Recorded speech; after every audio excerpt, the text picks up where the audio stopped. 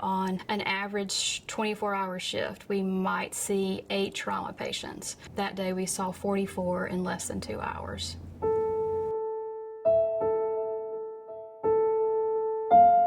On April 26th, I went to bed watching the news, knowing that the weather was going to be bad the next day and I was going to get to go into work for that.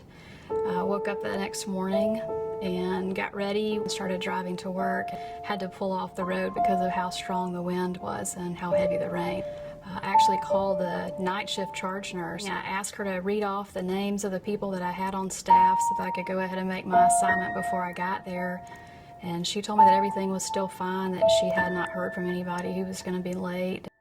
I'm a weather watcher, so I had been watching for a few days, that we could get some really bad weather. I had been talking back and forth to my mother, who was in Pleasant Grove. I was a little nervous that day. I had been before, but something about that day just felt really different to me. So as soon as we took rapport and responsibility for our day, we started taking care of some minor trauma patients that were weather related. I mean, everybody was just already doing what they needed to do. That part was kind of took me back. I felt like I was going to have all this delegation to do, but I didn't. About 5 o'clock, Dr. Sarah Nafziger called me to see how things were in the ER and to see if we were aware of what was going on in Tuscaloosa, and asked me to find a television.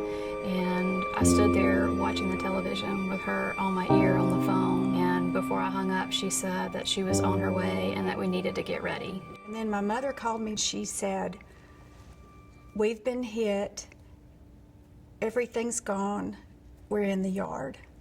And at that point, my world completely changed. We knew that there was damage to the west side of Birmingham. We're hearing all this increased communication on the EMS radios of the medics that are there dropping off patients in the ER, and you can tell that it's not just us that are waiting and anticipating what's going to happen and what we'll have to respond to. Ambulances would come in with a patient on their cot in the back of the ambulance, but their whole family was in the truck with them. I mean, they picked them up from a place where their house used to be. They don't have a house. They're just happy to still have their family, and they show up. And sometimes there are family members in the ambulance who need medical attention more than the patient that EMS actually went to pick up. I think I talked to my mom one more time after that, and she had told me that my daddy wasn't moving and he hadn't said anything, and I could hear her trying to get his attention or trying to say something. That luckily when they fell, they were laying face to face, and he had been injured pretty badly. And thank God, we came to UAB where I work and where I know everybody and where he needed to be.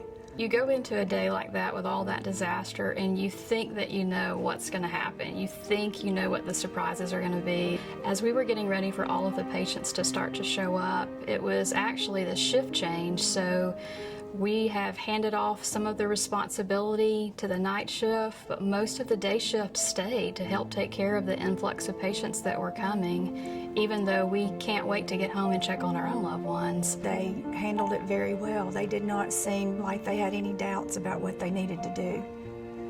It was comforting, I do admit that it was. It helped me a lot to see them just working as hard as they were and getting people where they needed to be, and it was amazing, to be honest with you. I guess the thing about that day that would say that it probably pulled us outside of our comfort zone is we had things and people that we wanted to check on.